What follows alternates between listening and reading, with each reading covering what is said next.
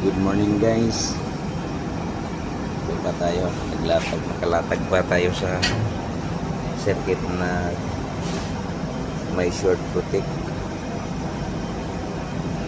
Ako babad ko muna to sa supply para malaman natin kung tatagal ba.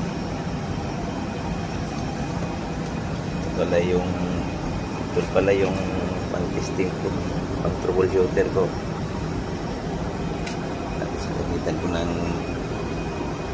gadget para lakas umataw yung sub para pag short niya.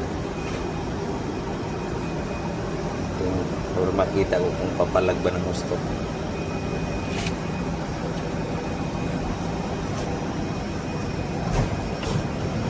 Nakasalang pa tayo sa observation natin sa nag-change voltage ako.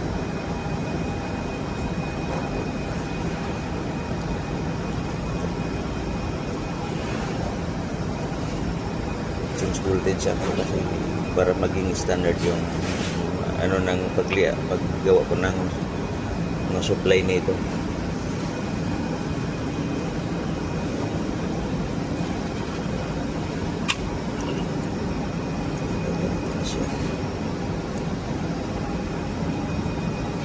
Pero sa final nito, hinihintay ko pa yung pina-adjust ko.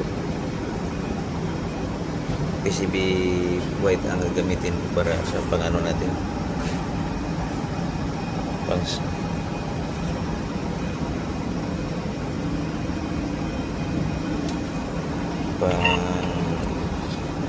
Actual final na sa ating kuan.